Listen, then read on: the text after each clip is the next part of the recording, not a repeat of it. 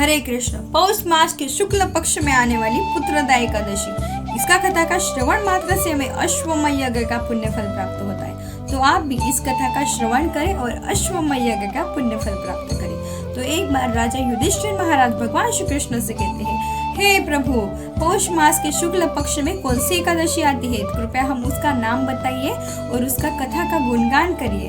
तो भगवान श्री कृष्ण कहते हैं, मैं तुम्हें एक पुराणों में लिखित एक कथा बताता हूँ।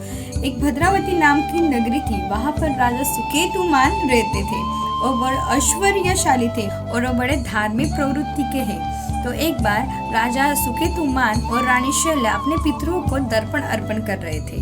तो राजा के मन में ख्याल आया कि मेरे बाद मेरे पितरों को कौन दर्पण अर्पण करेगा। तो इसलिए वो बड़े चिंतित होने लगे और अगले दिन अपने अश्व को लेकर जंगल में निकल पड़े। जंगल में घूमते घूमते राजा को एक सरोवर दिखा और उसमें सुंदर से कमल के पुष्प खिले हुए थे और वहाँ पर साधु संत स्नान करने के लिए आए थे। तो राजा अपने अश्व को नीचे उतरे और उनको दंडवत प्रणाम किया। फिर साधु संत ने कहा, राजा आप कौन सी बात से चिंतित हो?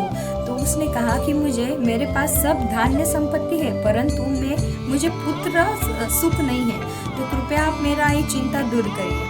तो संत कहते हैं, हम आज पुत्रदा एकादशी है, इसलिए हम इस सरोवर में हम स्नान करने के लिए आए हैं। तो आप हमारे साथ साथ जो भी कोई पुत्र की इच्छा रखता है उसको एक चंद्रमा जैसा पुत्र प्राप्त होता है। तो आप इस पुत्रदा एकादशी का हमारे साथ साथ व्रत का पालन करें। तो राजा व्रत का पालन करता है और राजा अपने राज्य में लौटकर चला गया।